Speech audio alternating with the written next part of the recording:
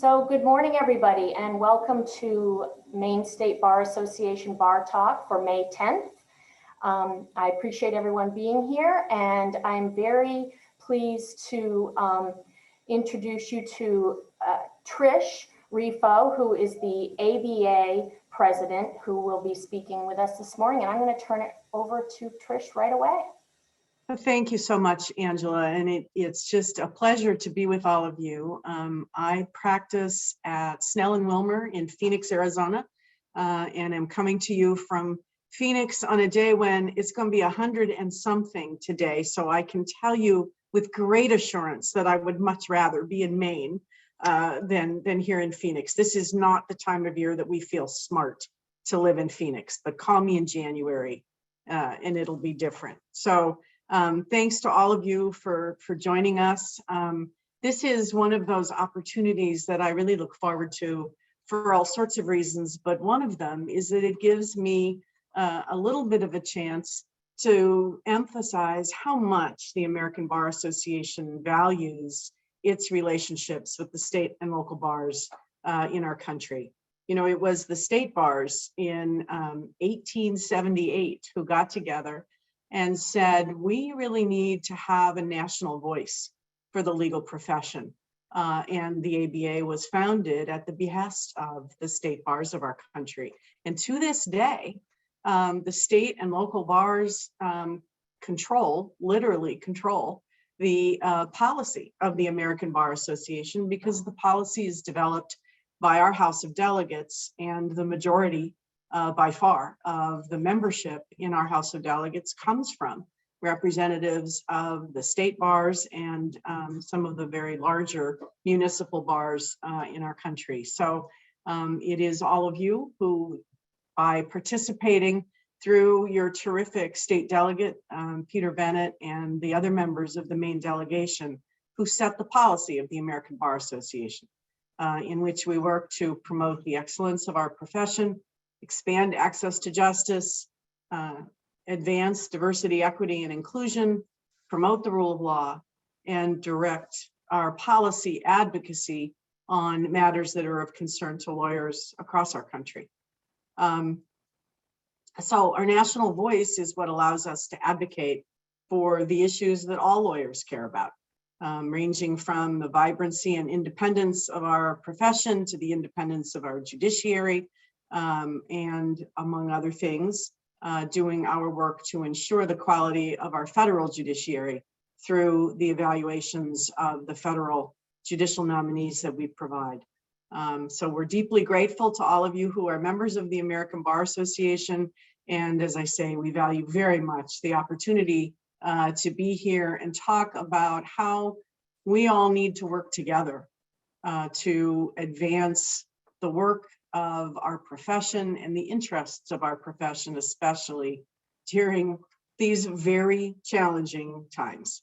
None of us could have imagined a year ago the challenges that our nation, our justice system, and our profession have experienced. And the rule of law has been at the heart of what all of us have been doing as lawyers and what we need to keep doing.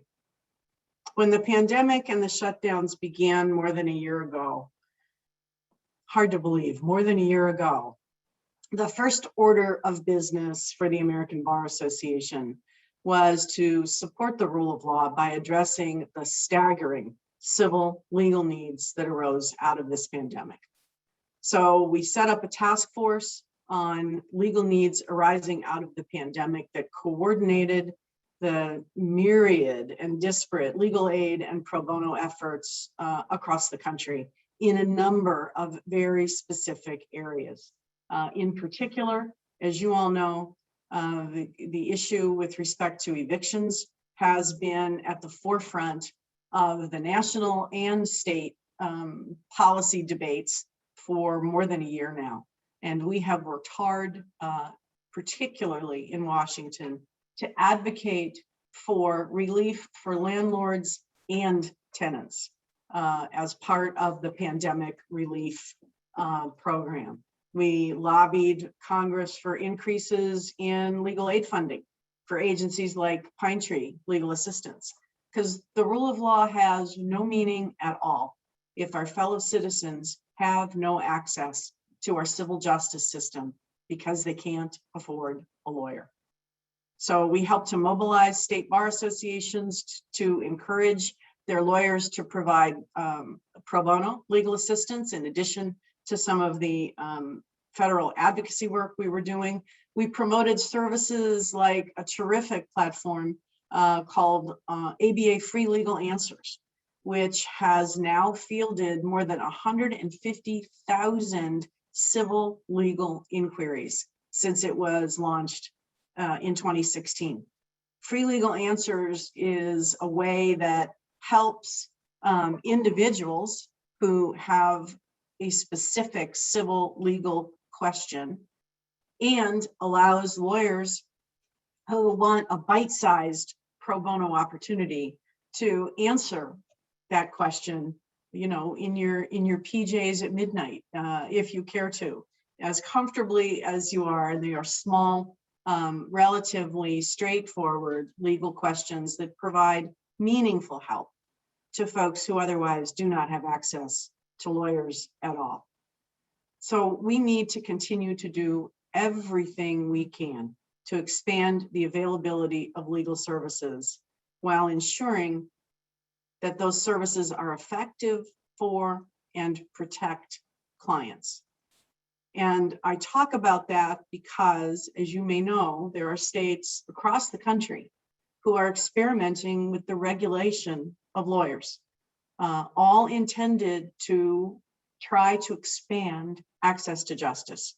And the ABA Center for Innovation is evaluating all of those experiments, if you will, and providing information to other states and to other jurisdictions who are considering these sorts of regulatory reforms.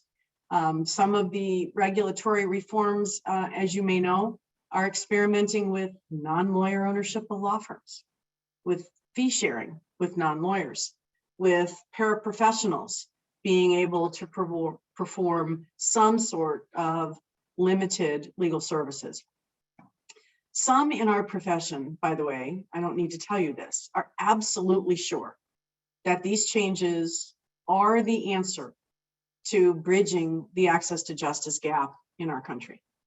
And others in our profession are absolutely sure that these changes will be the end of the independent legal profession as we know it.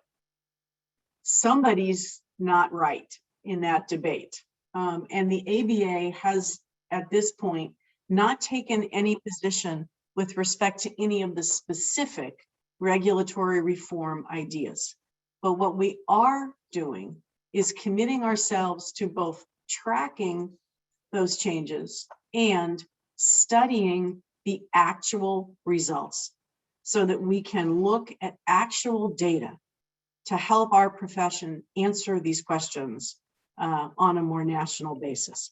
What works to bridge the access to justice gap and what doesn't work. Will non-lawyer ownership of a law firm as a practical matter really mean that lawyers can't or don't exercise independent judgment for their clients? What are the new issues going to be when we have to think through a financial planner, a paraprofessional will preparer, and an estate planning lawyer all being partners in the same business enterprise?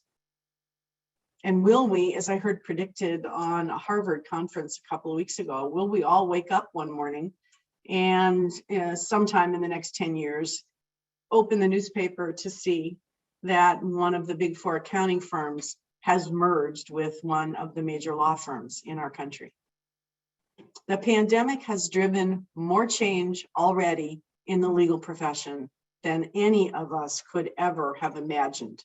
Think about what your answer would have been if somebody came to you a little over a year ago and said, how much time are you going to need to plan for taking essentially your entire law practice and a huge chunk of the justice system and moving it to remote status? We would all have said that would take years and years to plan for. And yet We all essentially had to do it overnight. And for me, the good news about that is that we are clearly far more nimble as a profession than we ever gave ourselves credit for. And now our task is to find that nimbleness again as we emerge from the pandemic. And that's in part the mission of the ABA Practice Forward initiative, which was our second significant response to the pandemic.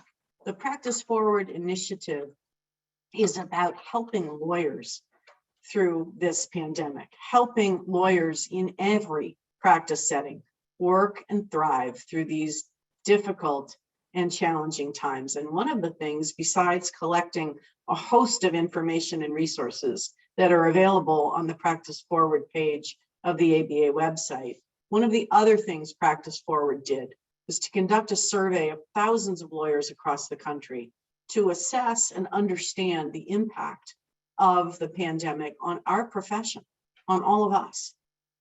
The survey showed that more than half of all lawyers, like me, are still working from home 100% of the time. More than half of all lawyers are still working from home 100% of the time.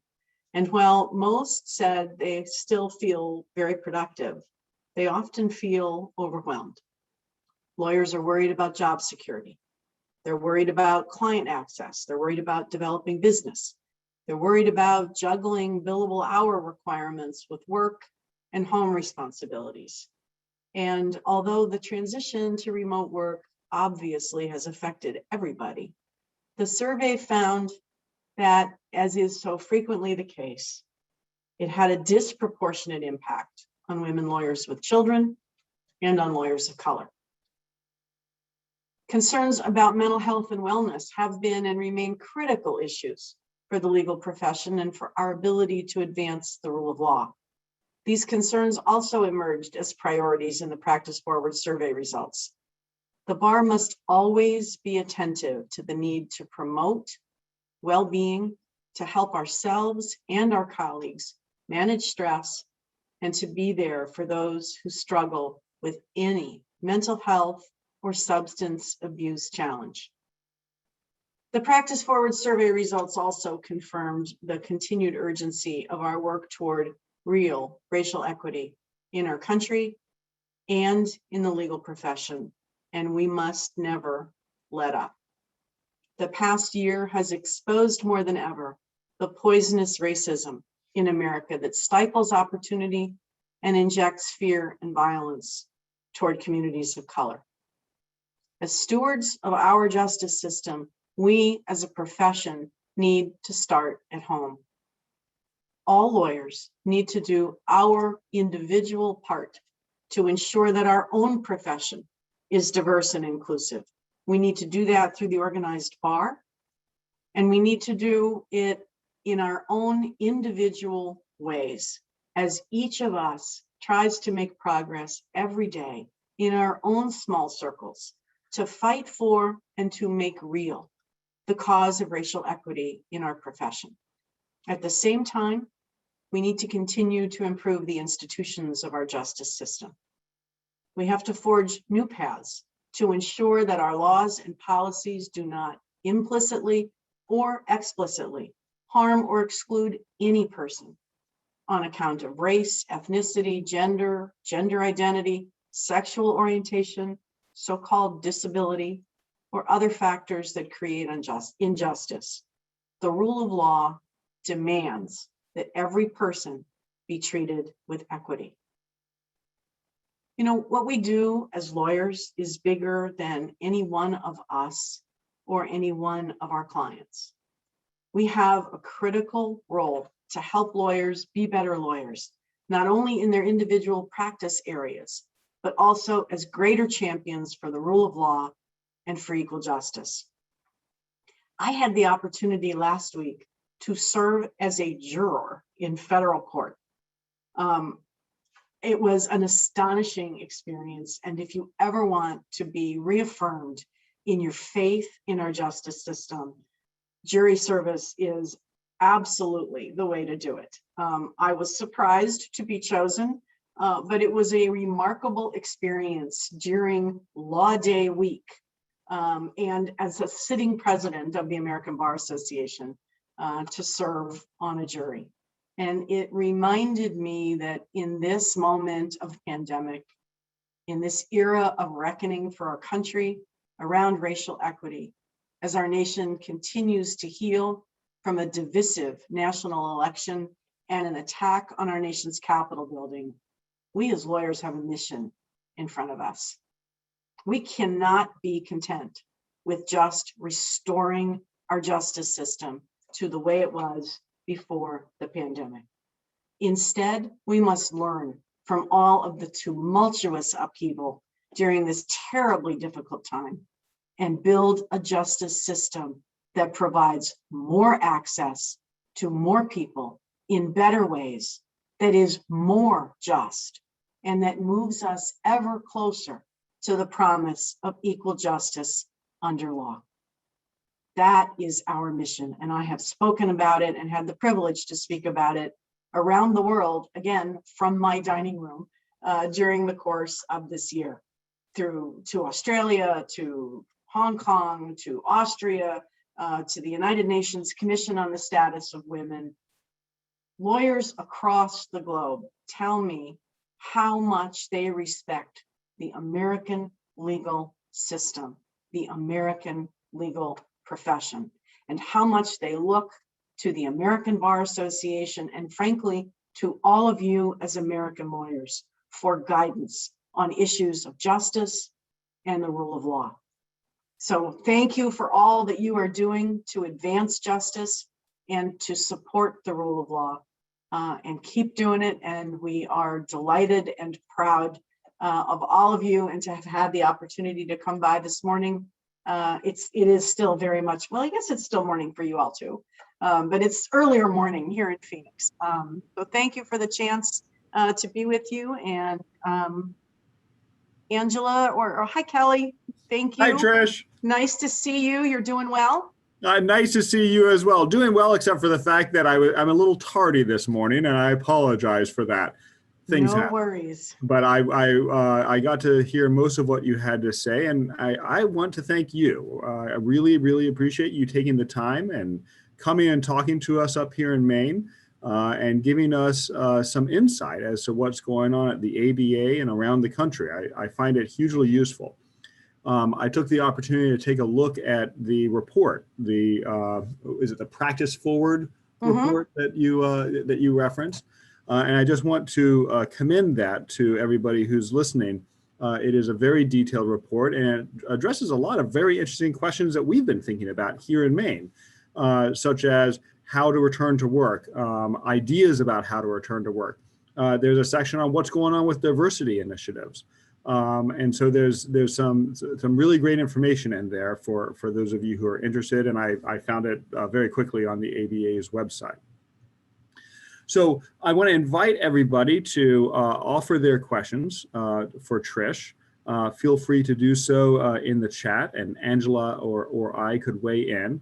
But I will lead things off and just ask Trish, just on a personal note, what's been the most exciting thing you've done so far in your role as ABA president? Great question. You know, it's obviously been, as it has been for you, Kelly, not the year that I had thought it was going to be, right? So you stay flexible, but highlights would include, last week, I had the opportunity to interview Madeleine Albright on a rule of law program. Our section of international law put together an extraordinary 24-hour around the globe webathon on the rule of law as part of their Law Day celebrations. And so 2-hour segments were hosted by different bar associations, chasing the sun around the earth for a full 24 hours. And Secretary Albright agreed to be the keynote speaker for the part that the US had responsibility for. So that was pretty exciting.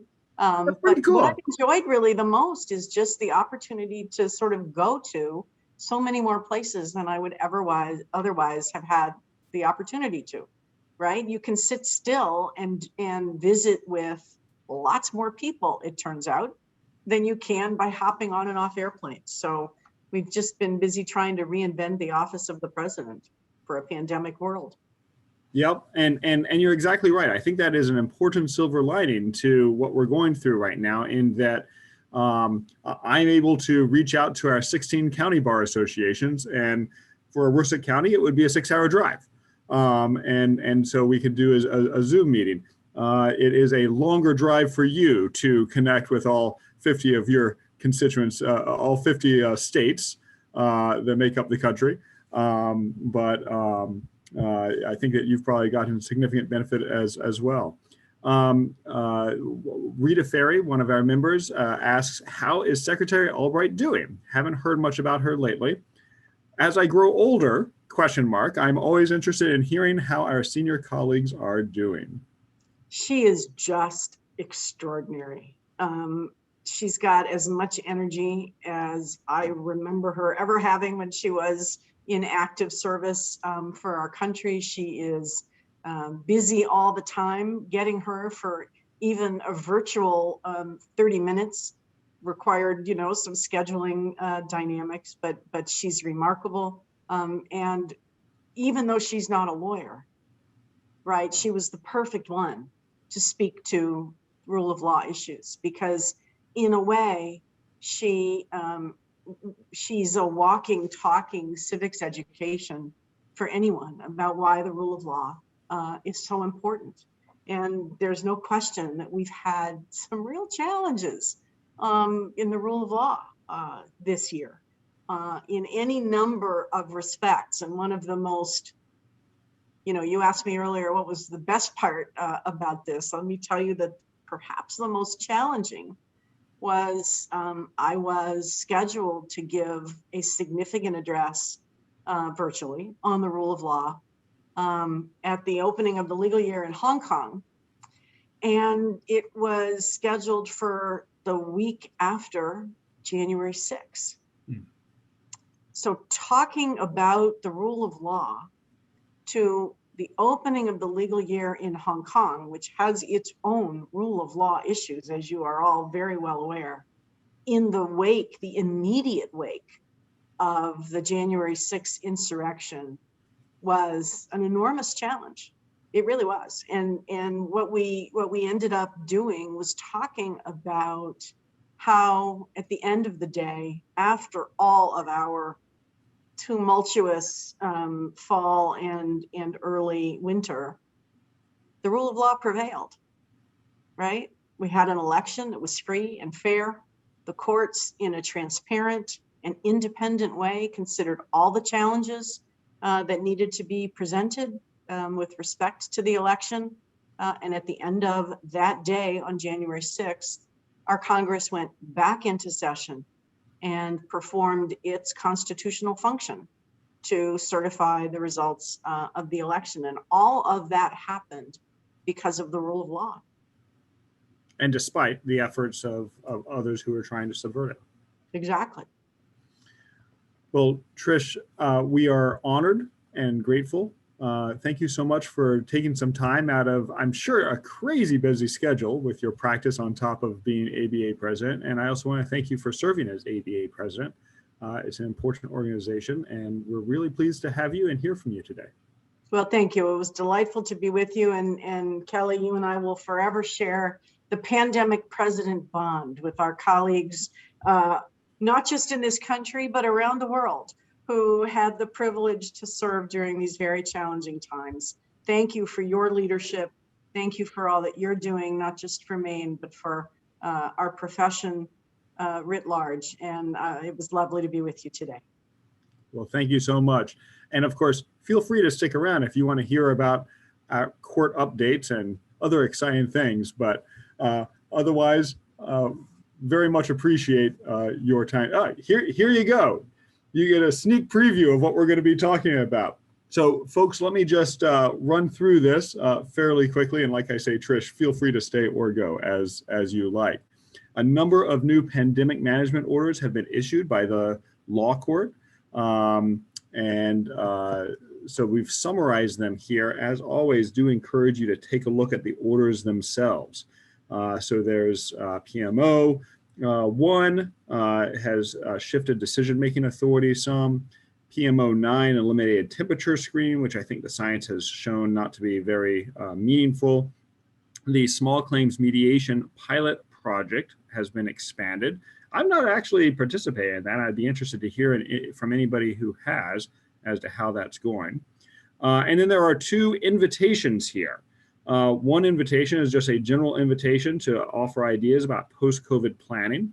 And the other invitation is for amicus briefs on anti-SLAPP suits. That is it for the executive judicial branch side. How about the MSBA branch, Angela? I don't have anything specific to add to everything today. Just a reminder that we have Maine Justice Foundation Executive Director Michelle Drager joining us next week, and I believe you are not going to be here, Kelly. So everyone will be stuck with me again for another week. But again, just that makes me want to remind all of you, if you have a thought on a potential speaker or a topic you want to hear about that would be of interest, you think would be of interest to others, please don't hesitate to contact me and let me know. And I'll add another MSBA update, which is we just sat down last week to put together programming for the Summer Bar Conference, which is going to come up towards the end of June. And wow, there's a lot of really good ideas that have been offered. So I'm excited about that program.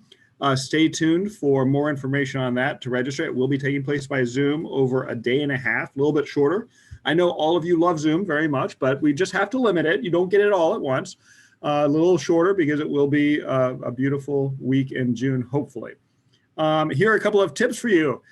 Practice tip, and all of these are from me this week. This was something that I learned from a senior partner, which is if you put a case into a brief, you should help people understand why you put it in there. I see a lot of times people throw a case at the end of a sentence, or maybe several cases in a string cite, and they don't actually say what those cases actually do. And I find it very helpful. Just a couple of words in a parenthetical after that cite can really make a difference as to why you're putting that case in there. And then we've got a couple of tips surrounding having a puppy, because having a puppy does mean you have to go out and walk frequently. And if you have children who promise to walk the puppy, well, we can be grateful to them for breaking that promise and making sure that we get exercise instead of them. They don't need it. They're going to live forever. So with that, Angela, anything further from you? No, sir. I hope everybody has a great week.